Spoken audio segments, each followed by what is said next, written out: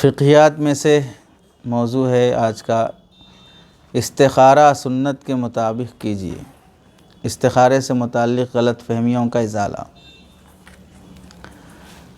تو اس میں جو موضوعات ہیں تقریباً جو عناوین ہیں جس پر ہمیں سننا چاہیے وہ سمجھیے کہ 10 سے 15 باتیں ہیں۔ پہلی جو بات ہے وہ ہے استخارے سے متعلق غلط فہمیاں جو سماج میں پائی جاتی ہیں۔ استخارہ ایک سنت عمل ہے، اس کا مقصد ہے جو احادیث صحیحہ سے ثابت ہے، وہ آگے ذکر آئے گا استخارہ کسے کہتے ہیں۔ آج کل استخارے کے بارے میں متعدد نظریاتی اور عملی غلطیاں پائی جاتی ہیں۔ پہلی غلطی کیا ہے استخارے سے متعلق؟ بعض لوگ سمجھتے ہیں کہ استخارہ غیبی باتیں جاننے کا نام ہے۔ دوسری غلطی ہے کہ استخارہ لوگ سمجھتے ہیں کہ فال نکالنے کا نام ہے، اچھا ہے یا برا ہے فال نکالنا۔ تیسری غلطی ہے استخارہ نیک لوگ ہی کر سکتے ہیں، گنہگار لوگ نہیں کر سکتے۔ چوتھی غلطی پائی جاتی ہے کہ استخارہ کر بھی سکتے، کروا بھی سکتے، کہ ہم شادی کرنا چاہ رہے ہیں، پہلی ہو، دوسری ہو، تیسری ہو، آپ استخارہ کر کے بتائیں۔ استخارے میں اگر میرے لیے اچھا نکلا تو رشتہ دے دیتے، پھر ہمارے کیا آپ۔ پانچویں غلطی ہے کہ استخارے کے لیے عاملوں کی خدمت لی جاتی ہے، کہ عاملوں سے استخارہ کراتے ہیں۔ چھٹی غلطی ہے کہ استخارہ رات کے وقت ہی کرنا ضروری سمجھتے ہیں۔ ساتویں غلطی ہے کہ لوگ سمجھتے ہیں کہ استخارہ کرنے کے بعد سو جانا چاہیے، ضروری ہے، سو گئے تو ہی وہ سمجھ میں آتا ہے استخارے میں کیا ہے، پھرتے رہے ہوئے تو نہیں سمجھ میں آتا استخارے کے بعد۔ ساتویں غلطی۔ آٹھویں غلطی یہ ہے کہ استخارہ کرنے کے بعد سونے سے پہلے کسی سے بات چیت بھی نہیں کرنا، ایسا بھی سمجھتے ہیں۔ نویں غلطی ہے یہ سمجھتے ہیں کہ استخارے کے بعد خواب میں آنا ضروری ہے، خواب میں ہری گھاس دکھی، سانپ دکھے، پانی دکھا، فلاں دکھا، تو اب اس پر تعبیر موقوف رہے گی استخارے کا نتیجہ، یہ بھی غلط بات ہے۔ یعنی یہ خود کتنی آسمانوں پہ جی رہے ہیں لوگ، یہاں 2 رکعت پڑھ کے اوندھے سیدھے سنتوں کی رعایت کے بغیر استخارے کی دعا بھی نہیں آئی، سو جانے کے بعد خواب میں اللہ تعالیٰ اسے دکھانا شروع کر دیں۔ کیا وحی الہی سے پہلے جیسے اللہ کے نبی کو مبشرات اور خواب دکھائے جاتے تو وہ سلسلہ شروع ہو رہا کیا؟ 2 رکعت پر خواب میں نظر آنے لگ جائیں، یعنی اپنے آپ کو کیا سمجھ گئے کہ اللہ خواب میں آ کے آپ کو بتا دیں؟ جیتے جی کام سیدھے سلیقے کے نہیں اور خواب میں سب کچھ دیکھنا چاہ رہے ہیں۔ استخارہ کرنے والوں کی سوچ ہی دیکھو کہ خواب میں آنے کا مطلب یعنی اپنے آپ کو کتنے بڑے مقام مرتبے والے سمجھے ہو کہ 2 رکعت پڑھنے پر آپ کو خواب میں ہدایت اور اشارے ملنا شروع ہو جائیں۔ 9ویں غلطی یہ رہتی ہے استخارے کے بعد خواب دیکھنا ضروری ہونے کے علاوہ خواب میں اشارے بھی مل جانا چاہیے۔ خواب تو پڑھا لیکن کچھ بھی سمجھ میں نہیں آیا اس میں اشارہ کیا آپ بتانا چاہ رہے ہیں، تو بھی اب استخارہ موقوف ہو گیا۔ اور 10ویں غلطی یہ ہے کہ بعض لوگ آن لائن استخارہ کراتے ہیں۔ کسی کام کے خیر اور شر ہونے کے بارے میں آن لائن، اب جو بھی بابا بیٹھا ہوگا آن لائن پہ وہ بتائے گا۔ 11ویں خرابی یہ ہے کہ استخارے میں قرآن کریم سے بھی فال نکالتے ہیں لوگ۔ فال نکالنے کا طریقہ کیا ہوتا ہے کہ قرآن مجید کو دھاگے سے باندھ دیا جاتا ہے اور دھاگے کو ایسا لٹکا کر رکھتے ہیں جیسے جیسے سمجھو کہ قرآن مجید ہے بالفرض، تو اس طرح دھاگا باندھ کر ایسے لٹکاتے ہیں۔ اب اس کے بعد اس کو ایسے پلٹاتے ہیں، ایسے لپیٹتے رہتے، پھر جب چھوڑنے کے بعد پھرتے پھرتے اگر دائیں طرف جا کے رکا قرآن تو کام سیدھا ہو جائے گا، اگر بائیں طرف رکا تو پھر غلط ہو۔ تو یہ کام تو زمانے جاہلیت میں بھی کرتے تھے لوگ، کبوتر اڑاتے تھے، دائیں طرف اڑا تو کام ہوگا، بائیں طرف اڑا تو پھر کام نہیں ہوگا، سیدھے اڑا تو پھر کام معلق ہو جائے گا، پھر پکڑ کے اڑاؤ جب تک دائیں یا بائیں نہ جائے۔ یہ زبردستی کا اڑانا ہوا ہے۔ یعنی کام ہونا یا نہیں ہونا بہر صورت موقوف ہونے کی کوئی شکل ہی نہیں رکھے، بھئی دائیں ہوا تو ہونا، بائیں ہوا تو نہیں ہونا، سیدھے ہوا تو موقوف رہنا، بعد میں دیکھیں گے کچھ تو بھی ہونا نا، نہیں دائیں یا بائیں دونوں میں سے کوئی ایک ہی ہونا، سیدھے اڑا کبوتر پھر پکڑ کے اڑا، جب تک وہ سیدھے نہیں اڑتا، کسی ایک جہت میں نہیں اڑتا۔ نعوذ باللہ قرآن کے ساتھ یہ بدتمیزی کرتے ہیں فال نکالنے کی۔ 12ویں خرابی یہ ہے کہ استخارے کو باقاعدہ لوگوں نے کاروبار بنا رکھا ہے، پیسے لے کے استخارہ کر کے بتاتے ہیں یہ کرو وہ مت کرو، اور یہ بتانے والے کوئی پڑھے لکھے عالم فلاں فلاں نہیں رہتے ہیں، تو پیسہ کمانے والے جاہل قسم کے لوگ رہتے ہیں۔ اور بعض لوگ یہ بھی کہہ دیتے ہیں کہ ہم نے استخارے میں یہ دیکھ لیا ہے، اس میں یہ آیا ہے، یہ کام درست نہیں ہے۔ چنانچہ ہمارے پاس بھی ایک مسئلہ آیا تھا کہ دو بھائیوں میں آپس میں اختلاف ہو گیا، ایک بھائی دوسرے بھائی سے قرض لیا ہوا تھا، پیسہ واپس کرنا تھا، تو مطالبہ کر رہا ہے بھائی پیسے دینے کا، تو دوسرے بھائی کی گھر والی نے استخارہ کیا تو اسے استخارے میں دکھا کہ پیسے واپس نہیں کرنا چاہیے، تو اب وہ کہہ رہے کہ نہیں ہم استخارہ کریں، پیسے واپس کرنے میں خیر نہیں ہے، اس واسطے ہم نہیں کریں گے۔ ارے سمجھے، قرضہ واپس کرنے کے لیے استخارہ ہو رہا ہے، دینا نہیں دینا بول کے۔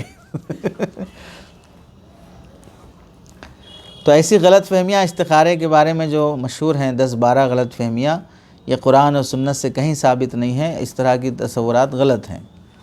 استخارہ کسے کہتے ہیں، اس کے متعلق حضرت مفتی تقی عثمانی صاحب دامت برکاتہم لکھتے ہیں کہ استخارے کے بارے میں طرح طرح کی غلط فہمیاں پائی جاتی ہیں۔ عام طور سے لوگ یہ سمجھتے ہیں کہ استخارہ کرنے کی کوئی خاص طریقہ اور خاص عمل ہے، اس کے بعد کوئی خواب نظر آتا ہے اور اس خواب کے اندر ہدایت دی جاتی ہے کہ فلاں کام کرو یا نہ کرو۔ خوب سمجھ لیں، حضور اقدس صلی اللہ علیہ وسلم سے استخارے کا جو مسنون طریقہ ثابت ہے، اس میں اس قسم کی کوئی بات موجود نہیں ہے۔ اس لیے یہ غلط فہمیاں استخارے کے بارے میں نہیں ہونا چاہیے، بلکہ بہت سے مولوی بھی بول دیتے ہیں استخارہ کرو، رات میں کرو، اور جہاں سوتے اس کے بازو کرو، اور جہاں استخارہ کرتے وہیں سو جاؤ۔ سونے تک درود شریف پڑھتے رہو اور باتیں مت کرو۔ اس طرح تم لوگ بھی بولے ہوں گے شاید، یا اس طرح کیے ہوں گے۔ چلیے، اب بدنام ہونا کون چاہتا ہے؟ ہر ایک کو اپنی عزت پیاری ہے۔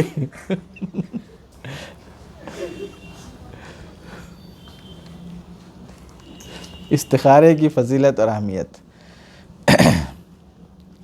حضرت جابر بن عبداللہ رضی اللہ تعالیٰ عنہ فرماتے ہیں کہ حضور اقدس صلی اللہ علیہ وسلم ہمیں استخارہ اس طرح سکھاتے تھے جس طرح قرآن کریم کی کوئی سورت سکھاتے ہوں۔ کتنا اہتمام ہوتا ہوگا، دیکھو قرآن کریم کا کوئی سورہ سکھانا، استخارہ سکھانا، اتنا اہتمام ہوتا تھا۔ کان رسول اللہ صلی اللہ علیہ وسلم یعلمنا الاستخارۃ فی الامور کما یعلمنا السورۃ من القرآن۔ بہت اہتمام ہوتا تھا۔ حضرت سعد بن ابی وقاص رضی اللہ تعالیٰ عنہ فرماتے ہیں کہ حضور اقدس صلی اللہ علیہ وسلم نے فرمایا، آدمی کی خوش نصیبی یہ ہے کہ اللہ تعالیٰ سے استخارہ کرے، اور آدمی کی خوش نصیبی یہ ہے کہ وہ اللہ تعالیٰ کے فیصلے پر راضی رہے، جبکہ آدمی کی بدبختی یہ ہے کہ وہ اللہ سے استخارہ نہ کرے، اور آدمی کی بدبختی یہ ہے کہ اللہ کے فیصلے پہ راضی بھی نہ رہے۔ من سعادت ابن آدم استخارتہ اللہ، ومن سعادت ابن آدم رضاہ بما قضاہ اللہ، ومن شقوت ابن آدم ترکہ استخارت اللہ، ومن شقوت ابن آدم سختہ بما قضى اللہ عز وجل۔ مسند احمد کی روایت ہے۔ گویا استخارہ کرنا بندے کے نیک بختی اور خوش نصیبی کی علامت ہے۔ اس واسطے ہم بھی کہتے ہیں کہ بھئی آپ کسی سے جڑنا چاہتے ہیں، رابطہ کرنا چاہتے ہیں، استخارہ کر لو، اللہ سے خیر مانگ لو کہ اس راستے میں اصلاح و تربیت کے لیے جڑنا چاہتے ہو تو کر لو، کیوں بعد میں چل کے پریشان ہوتے ہو۔ ان اللہ عز وجل ان الرجل یستخیر اللہ تبارک و تعالی فیختار له فیسخط علی ربہ عز وجل فلا یلبث ان ینظر فی العاقبۃ فاذا هو خیر له، کہ بندہ بعض مرتبہ اللہ سے استخارہ کرتا ہے اور استخارے کے بعد کوئی ایک کام شروع کر لیتا ہے اور اس کے بعد وہ کام صحیح نہیں رہتا تو اللہ پر ناراض ہونا شروع ہو جاتا ہے، اور چند دن گزرتے کہ نہیں کہ پھر نتیجہ یہ ہوتا ہے کہ جو کام اس نے شروع کیا وہی اس کے لیے اچھا لگتا ہے اور اسی میں اس کے لیے خیر اور نتیجہ رہتا ہے۔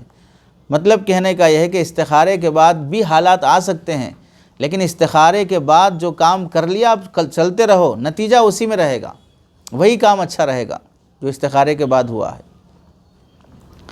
چنانچہ حضرت مفتی تقی عثمانی صاحب دامت برکاتہم لکھتے ہیں کہ حضرت عبداللہ ابن عمر رضی اللہ تعالیٰ عنہما کا ایک ارشاد ہے، فرماتے ہیں بعض اوقات انسان اللہ سے استخارہ کرتا ہے جس میں وہ کام جس کام میں خیر کے لیے وہ اللہ سے مانگتا ہے، استخارہ کرتا ہے، وہ کام اختیار کر دیتا ہے اور اس میں اس کے لیے بہتری بھی ہوتی ہے، لیکن ظاہری اعتبار سے وہ کام اس بندے کی سمجھ میں نہیں آتا کہ یہ صحیح ہے کیا، استخارے کے بعد یہ ہونا تھا کیا، تو بندہ اپنے پروردگار پر ناراض ہوتا ہے۔ میں نے اللہ تعالیٰ سے تو یہ کہا تھا کہ میرے لیے اچھا کام تلاش کیجئے، لیکن جو کام ملا وہ مجھے اچھا نظر نہیں آ رہا ہے، اس میں تو میرے لیے تکلیف اور پریشانی ہے۔ پھر کچھ عرصے بعد انجام سامنے آتا ہے تو تب پتہ چلتا ہے کہ حقیقت میں اللہ تعالیٰ نے اس کے حق میں اسی میں خیر رکھا تھا، یہی فیصلہ اس کے حق میں بہتر تھا۔ جس کے بارے میں وہ سمجھ رہا تھا کہ اللہ نے میرے ساتھ زیادتی کی، ظلم کیا، اللہ تعالیٰ کے فیصلے کا صحیح ہونا بعض اوقات دنیا میں ظاہر نہیں ہوتا بلکہ بعض اوقات آخرت میں ظاہر ہوتا ہے۔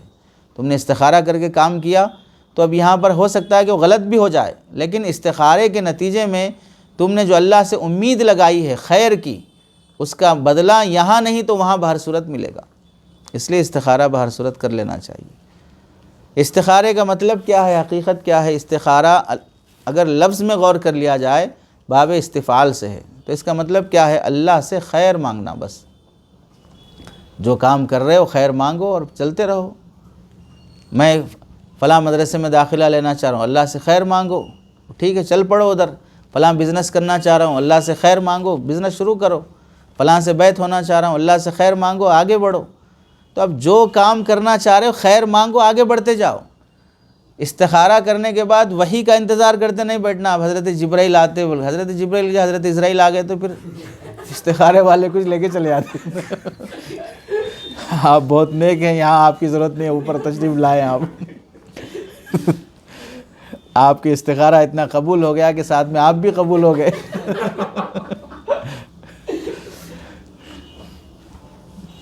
اللہ سے خیر کی دعا مانگنا، یاد رکھ، استخارہ اللہ سے خیر کی دعا مانگنا، بس ختم، اللہ سے بھلائی مانگنا اسے کہتے ہیں۔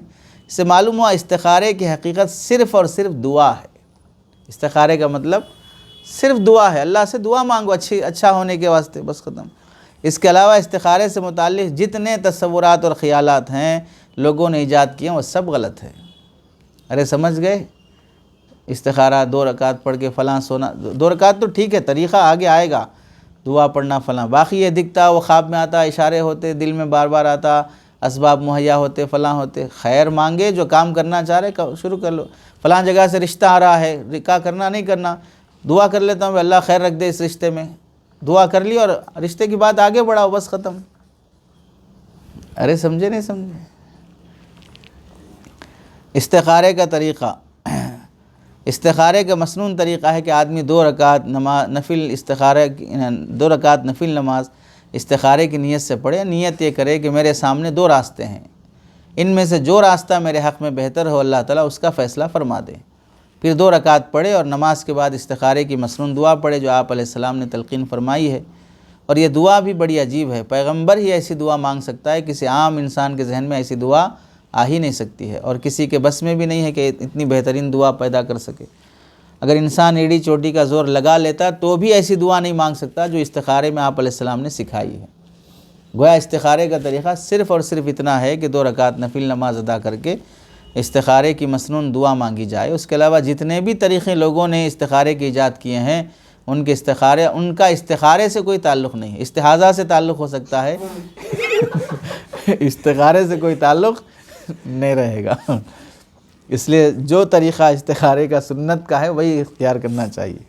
دعا استخارہ بھی یاد کر لینا چاہیے، اللہم انی استخیرک بعلمک واستقدرک بقدرتک واسألک من فضلک العظیم فإنک تقدر ولا اقدر وتعلم ولا اعلم وانت علام الغیوب اللہم ان کنت تعلم ان هذا الامر، یہاں ہے جو بھی کام بولنا چاہیے، چونکہ یہ دعا نماز میں پڑھنا تو نہیں ہے، نماز کے باہر ہے۔ اب نماز کے بعد ان هذا الامر کی جگہ بولو کیا میرا رشتہ فلاں جگہ پر ہے، فلاں بزنس ہے، فلاں ہے۔ اللہ کو عربی بھی آتی، اردو بھی آتی، وہی زبانوں کا خالق ہے۔ ان هذا الامر خیر لی فی دینی و معاشی و عاقبت امری، دیکھو فی دینی خیر لی فی دینی، خیر لی فی معاشی، خیر لی فی عاقبت امری، و فی عاجل امری و عاجل امری و عاجلی، فی الحال اور فی المعال، ہر جہت کو گھیر لیا آپ علیہ السلام نے۔ تو فقدرہ لی و یسرہ لی ثم بارک لی فیہ وَإِن كُنْتَ تَعْلَمُ أَنَّ هَذَا الْأَمْرَ شَرٌّ لِّي فِي دِينِي وَمَعَاشِي وَعَاقِبَةِ أَمْرِي وَفِي عَاجِلِ أَمْرِي وَآجِلِهِ فَاصْرِفْ عَنِّي وَاصْرِفْنِي عَنْهُ وَاقْدُرْ لِي الْخَيْرَ حَيْثُ كَانَ ثُمَّ ارْضِنِي۔ تو اب اس میں ہر لحاظ سے بندہ اگر مانگتا تو کیا ہوتا، جو فلاں جگہ عاشق ہو گیا ہے، فلاں لڑکی سے محبت کر رہا ہوں، اللہ مجھے رشتہ دے دے بس۔ اب اس کے بعد اس رشتے کے علاوہ ہو سکتا ہے بچے نہیں ہوتے ہوں گے، ہو سکتا ہے کہ اس رشتے کے بعد یہ اس کا 10واں شوہر ہوگا، ایسے بھی نتیجے نکل جائیں۔ ہو سکتا ہے کہ شادی کے بعد اس کا کوئی اور نیا عاشق نکل جائے۔ تمہیں تو صرف دنیا کی محبت پڑی ہے نا، تم دین کا کیا جانتے، معاش کا کیا جانتے، معاد کا کیا جانتے۔ تو ہر جہت کو اللہ کے نبی علیہ السلام نے اس دعا میں گھیرا ہے۔ تو استخارے کے موقع پر یہ دعا پڑھ کے اللہ سے دعا مانگ کے آگے بڑھ جانا چاہیے۔ اندازہ لگائیں یہ دعا کس قدر جامع ترین دعا ہے جو آپ علیہ السلام نے پیش کی ہے۔ تو یہاں پر استخارے کی جو مذکورہ دعا ہے اس میں ہاد الامرہ کی جگہ پر جو بھی ہم دعا کرنا چاہتے ہوں وہ دعا تصور کر لیں، بہتر ہے جس دعا جو مانگا جا رہا ہے۔ استخارہ بھی چونکہ دعا ہے، اس کو پڑھنے سے پہلے اللہ تعالیٰ کی تعریف کرنا، درود شریف پڑھنا، پھر اس کے بعد یہ دعا پڑھنا، پھر درود شریف پڑھنا اور اللہ کی تعریف پر دعا ختم کرنا۔ یعنی جو نماز پڑھنے کے بعد پہلے اللہ کی تعریف ہو، پھر درود ہو، پھر یہ استخارے کی دعا ہو۔ چونکہ دعا سے پہلے آداب ہے نا، آداب میں یہی بات ہے کہ درود حمد سے، درود سے پھر دعا، اور ختم بھی درود اور حمد پر ختم ہونا چاہیے۔ 6ویں بات استخارے میں یہ ہے کہ استخارہ کے کرنے کے بعد آدمی مطمئن ہو جانا چاہیے کہ اب جو بھی ہوگا بہتر ہی ہوگا، ہم اللہ سے خیر مانگ لیے ہیں۔ کیونکہ ہوتا یہ ہے کہ استخارہ کرنے کے بعد جس جانب خیر ہوگی اللہ تعالیٰ اس کے اسباب عام طور سے پیدا فرما دیتے ہیں، وہ راستے کھول دیتے ہیں، نتیجہ اسی کی طرف بندہ چلنا شروع ہو جاتا ہے۔ اور جس جانب خیر نہیں ہوتا ہے تو چونکہ دعا میں بولے نا اللہ جو خیر ہے وہ مقدر فرما، جو خیر نہیں ہے وہ مجھ سے ہٹا دے بول کے، تو اسباب بند ہونا شروع ہو جاتے۔ تو اس میں ایک علامت دکھا دی گئی کہ اسباب خیر ملتے جا رہے ہیں، چلتے جاؤ بس ختم، اسباب خیر بند ہو گئے تو رک جاؤ بس ختم، تو روک دیتے ہیں اللہ تعالیٰ خود اسباب کے ذریعے سے۔ استخارہ کن کاموں کے لیے کیا جا سکتا ہے؟ استخارہ کسی جائز کام کو کرنے یا نہیں کرنے کے لیے کیا جاتا ہے۔ کام جائز ہے، کر بھی سکتے نہیں بھی کر سکتے، کرنا بہتر ہے کیا جائز کام کے لیے۔ ایک سے زائد جائز کاموں میں سے کسی ایک کے انتخاب کے لیے کرنا کہ کون سا بہتر ہے، یہ بھی صحیح ہے۔ 2 جگہ سے رشتے آ رہے ہیں تو کون سا بہتر ہے؟ 2 رشتے بھی جائز ہیں، ایسا نہیں کہ بھئی ایک رضائی بہن کا آ رہا ہے اور ایک سالی صاحبہ کا آ رہا ہے، ایسا تو نہیں ہوگا، دونوں حرام رشتے ہیں۔ 2 ایسے مستحب کام جن میں سے کسی ایک کو اختیار کیا جا سکتا ہے، کسی ایک کو چھوڑا جا سکتا ہے، دونوں جائز ہیں، دونوں مستحب ہیں، اس کے لیے بھی کر سکتے ہیں کون سا بہتر ہے۔ کوئی ایسا واجب کام جس کے لیے کوئی وقت مقرر نہیں ہے لیکن اپن استخارے سے وقت کا انتخاب کر لینا چاہ رہے ہیں، کون سا وقت بہتر ہے، تو اس کے لیے کر سکتے ہیں۔ نکاح جیسے اعمال ہیں کہ فلاں جگہ بہتر ہے یا فلاں جگہ اور کس وقت بہتر ہے، اس کے لیے کر سکتے ہیں۔ تو جائز امور میں سے کسی ایک کو ترجیح دینے کے لیے استخارہ ہوتا ہے۔ کن کاموں کے لیے استخارہ نہیں ہوتا؟ گناہ اور ناجائز کام کرنے یا نہ کرنے کے لیے استخارہ نہیں ہوتا ہے۔ میں فلاں لڑکی سے عشق کرنا چاہ رہا ہوں، استخارہ کر لیتا ہوں، اس کے بعد عشق کروں گا، اور اس کے بعد جب عشق میں آگے بڑھتا گیا تو استخارے کی برکت ہے میں کامیاب ہو گیا، اور بعد میں ناکام ہو گیا، لو فیلر ہو گیا، تو بولے بھئی استخارہ کرا صاحب پھر بھی نہیں ملی ہاتھ کو۔ حولہ ہے تو ناجائز کام کے لیے تھوڑی استخارہ ہوتا ہے۔ کسی فرض، واجب یا سنت مؤکدہ کے کام کو کرنے یا نہ کرنے کے لیے استخارہ نہیں کیا جاتا، اس واسطے کہ شریعت نے پہلے سے طے کر کے رکھا ہے۔ فرض نماز پڑھنے استخارہ کر لیتا ہوں فرض میں، ارے پہلے نماز ہی پڑھ لینا، استخارہ بھی تو نماز ہی ہے۔ حلال و حرام ایسے ہی، جیسے مثال کے طور پر جماعت میں جانا نہیں جانا، کر سکتے ہیں استخارہ، واجب فرض سنت مؤکدہ تھوڑی ہے، جائز کام ہے، تو جائز کام اور مستحب کام میں سے ترجیح دینے کے لیے کر سکتے، ابھی جاؤں بعد میں جاؤں۔ اب آپ درمیانی سال میں آ کے تشکیل ہو رہی ہے، اب ششمہ امتحان ہے، بھئی امتحان دوں یا جماعت میں جاؤں، حولے ہو گئے گا، پٹائی ایسی ہوئی۔ امتحان تو انتظاماً واجب ہے، اور وہ اپنی جگہ بہر صورت جائز ہے بلکہ مستحسن ہے۔ تو استخارہ صرف جائز کاموں کے لیے ہوگا، جو پہلے سے واجب ہے اس کے لیے نہیں ہوگا۔ حلال و حرام یا جائز ناجائز معلوم کرنے کے لیے استخارہ درست نہیں ہے۔ حلال حرام جائز ناجائز وہ تو شریعت میں لکھا ہے، کیا حرام کیا حلال ہے وہ سے معلوم کرو۔ استخارے سے معلوم ہوا یہ چیز کھا سکتے ہیں ہم بول کے، استخارے سے معلوم ہوا یہ چیز حلال ہے بول کے۔ حلال حرام معلوم کرنے کا طریقہ استخارہ نہیں ہے۔ مستقل کتاب ہے اس پر، استخارے پر، مفتی رضوان صاحب راول پنڈی کی کافی بڑی ضخیم کتاب ہے، اس میں یہ سب جزیات وہ گھیرے ہیں۔ ساتویں بات اس سلسلے میں یہ ہے کہ استخارے کا کوئی وقت مقرر نہیں ہے۔ بعض لوگ حضرت مفتی تقی عثمانی صاحب دامت برکاتہم لکھتے ہیں کہ سمجھتے ہیں کہ استخارہ ہمیشہ رات کو سوتے وقت ہی کرنا چاہیے یا عشاء کی نماز کے بعد ہی کرنا چاہیے، ایسا کوئی ضروری نہیں ہے، بلکہ جب بھی موقع ملے اس وقت استخارہ کر لے۔ نہ رات کی کوئی قید ہے، نہ دن کی کوئی قید ہے، نہ سونے کی کوئی قید ہے، نہ جاگنے کی کوئی قید ہے، کسی میں ثابت نہیں ہے۔ اور ایسے ہی استخارے کے بعد بعض لوگ سمجھتے ہیں کہ استخارہ کرنے کے بعد دل کسی ایک جانب ضرور مائل ہو جاتا ہے، جب اس بات کی علامت ہوتی ہے، جو اس بات کی علامت ہوتی ہے کہ بھئی دل جدھر مائل ہو رہا ادھر خیر ہے، دل ہی نہیں ہے اصل میں، وہ کالا پتھر بن چکا ہے، تو اب اس کے میلان کا کیا اعتبار ہوگا اس میں۔ تو حضرت لکھتے ہیں کہ اس میں بھی واضح رہے کہ یہ بھی کوئی ضروری نہیں کہ دل کسی جانب ضرور مائل ہو جائے، جس جانب مائل ہو جائے اس میں خیر ہوگی، یہ بھی ضروری نہیں ہے، بلکہ زیادہ سے زیادہ دل کے میلان کو اسباب میں شمار کیا جا سکتا ہے، گویا کہ دلی رجحان اس کام کے کرنے یا نہ کرنے میں مفید ثابت ہو سکتا ہے، استخارے کی علامت اور نتیجہ نہیں ہے۔ اور بعض حضرات کا یہ کہنا ہے کہ استخارہ کرنے کے بعد خود انسان کے دل میں رجحان ایک طرف ہو جاتا ہے، بس جس طرف رجحان ہو جائے وہ کام کرے، اور بکثرت ایسا رجحان ہو جاتا ہے، لیکن بالفرض اگر کسی ایک طرف رجحان نہ بھی ہو بلکہ دل کشمکش میں موجود ہو تو بھی استخارے کا مقصد پھر بھی حاصل ہو گیا۔ کیوں؟ استخارے کا مطلب تھا کہ بندہ اللہ سے خیر مانگنا، تو مانگ لیا نا خیر، آپ دل کی بے چینی کو کیا کرنا، آپ تو خیر مانگ لیے ہو، جو اس کے حق میں بہتر ہوگا وہ اللہ تعالیٰ راستے بناتے جائیں گے۔ اس کے بعد حالات ایسے پیدا ہو جاتے ہیں کہ بندہ جو خیر مانگا تھا وہ خیر مل ہی جاتا ہے عام طور سے۔ بعض اوقات انسان ایک راستے کو بہت اچھا سمجھ کر چلتا ہے، لیکن اچانک رکاوٹیں پیدا ہو جاتی ہیں، لیکن اللہ تعالیٰ اس بندے کو اس سے پھیر دیتے ہیں، تو خیر نہیں تھا تو اللہ خود پلٹا دیتے ہیں۔ تو بہرحال استخارے کے اسباب میں یہ چیز سمجھنا چاہیے کہ علامتوں میں سے دل کا مائل ہونا ہے بس۔ اور استخارے کو سمجھنے کا آسان راستہ یہ بھی ہے کہ جیسے مثال کے طور پر بچہ ہے، ماں باپ کے سامنے وہ شور مچا رہا ہے کہ فلاں چیز مجھے چاہیے، میں کھاؤں گا۔ جیسے اب 8 سال کا بچہ ہے، وہ کہہ رہا ہے کہ میں فلاں لڑکی سے نکاح کروں گا، اس سے شادی کروں گا، تو تمہیں کیا معلوم شادی، تم کیوں مچل رہے ہو؟ تم مچل رہے، تمہارے پاس مچلنے کے لیے کچھ نہیں ہے، کیا کرو گے مچل کے؟ تو یہ جس طرح نادان شخص ہے، ویسے ہی ہم جو اپنی خواہشات کے لیے اللہ کے سامنے مچلتے رہتے ہیں، اللہ مجھے یہ دے دے، مجھے وہ دے دے، تو اللہ بھی ایسے ہی کہتے ہیں کیا ہے تیرے پاس جو اتنا مچل رہا ہے، تو کچھ نہیں ہے جسے تو مانگ رہا ہے۔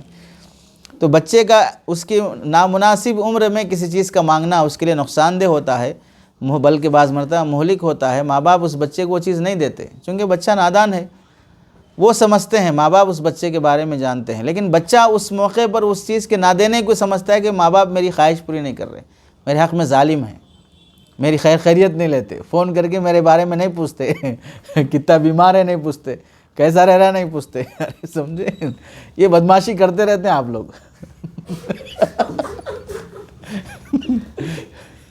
ارے سمجھے نہیں سمجھے؟ لیکن اللہ جانتے ہیں کہ اب جب اس عمر کو پہنچتا ہے تو پھر ماں باپ خود رشتہ تلاش کر کے دیتے۔ اب اتنا عرصہ جو بچہ جس کی مانگ سے دور رہا وہ ماں باپ کو غلطی سمجھتا رہا، لیکن ماں باپ اس وقت کا انتظار کرتے رہے جس وقت وہ اس نعمت کے قابل ہو جائے۔ ایسے ہی اللہ تعالیٰ بندے کے ساتھ کرتے ہیں کہ جب بے وقت جب بندہ اللہ سے مانگتا ہے تو اللہ بھی اس کے اس وقت آنے تک کا اس کو انتظار میں لگاتے ہیں کہ وقت آنے پر وہ نعمت اسے دی جائے گی۔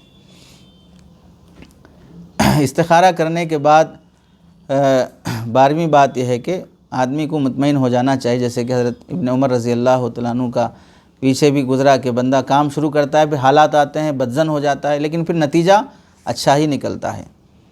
کسی اور سے استخارہ کرانے کی رسم یہ غلط ہے، خود استخارہ کرنا چاہیے۔ دوسروں سے استخارہ کرانا نہ قرآن سے ثابت ہے نہ حدیث سے ثابت ہے، بالخصوص باباؤں سے تو استخارہ کرانا ہی نہیں چاہیے۔ استخارہ کرانے میں باباؤں سے خیر کی جگہ شر ہو جائے گا، اور کیونکہ وہ شراب پی کے کرتا ہے، نماز چھوڑ کے کرتا ہے، داڑھی مڈا کے کرتا ہے، شرعی احکام توڑ کے، کیا خیر ہوگا؟ وہ خیر مانگے گا تو بھی اللہ کو اتنا غصہ آئے گا، اللہ شر ہی ڈالیں گے اسے۔ تو باباؤں سے تو بالکل نہیں کرانا چاہیے، عاملوں سے۔ اپنی ہی ذاتی حاجت کے لیے کیا جانے والا کام ہے، اس لیے خود استخارہ کرنا چاہیے۔ استخارے کے متعلق احادیث میں جو دعا ہے وہی الفاظ اور صیغے استخارے میں پڑھنا چاہیے، مزید اپنی طرف سے نہیں بڑھانا چاہیے۔ نماز استخارہ چونکہ نفل نماز ہے، اس لیے عام نفل نمازوں کے جہاں احکام ہے وہی اس کے بھی رہیں گے۔ نماز استخارہ کے لیے کوئی خاص صورت نہیں ہے کہ یہی پڑھے وہی پڑھے، اور نماز استخارہ نفل نماز ہے تو مکروہ اوقات میں نہیں پڑھنا چاہیے، صرف انہی اوقات میں جن اوقات میں نماز پڑھنا درست ہے۔ استخارے کی ایک مختصر دعا بھی ہے جو احادیث سے ہی ثابت ہے۔ وہ مسنون استخارے کے علاوہ اگر کسی کے پاس وقت نہیں ہے، مہلت کم ہے، جلدی فیصلہ کرنا ہے، 2 رکعت پڑھنے کا بھی ٹائم نہیں ہے، اتنی جلدی ہے، تو اچانک کوئی کام سامنے آ گیا اور فوراً اس کے بارے میں ہاں یا نا کا فیصلہ کرنا ہو، تو اللہ کے نبی علیہ السلام نے دعا تلقین فرمائی ہے۔ ترمذی شریف کی حدیث نمبر 3516، اللہم خر لی واختر لی، اللہم خر لی واختر لی۔ کھڑے کھڑے فیصلہ کرنا ہے، بس اسٹینڈ میں ہیں، بینک میں ہیں، بازار میں ہیں، لینا نہیں لینا، کیا کرنا، کچھ بھی سمجھ میں نہیں آ رہا ہے، فوراً جواب دینا ہے، تو ایسے موقع پر یہ اللہم خر لی واختر لی۔ اور ایسے مسلم شریف کی دعا ہے 2725، اللہم اہدنی وسددنی، اللہم اہدنی وسددنی، اللہ میرے صحیح ہدایت فرمائیے اور مجھے سیدھے راستے پر رکھیے۔ اور ترمذی کی دوسری حدیث دعا ہے 3483 پر، اللہم الہمنی رشدی، اللہم الہمنی رشدی، جو صحیح راستہ ہے میرے دل میں القاء فرما۔ حضرت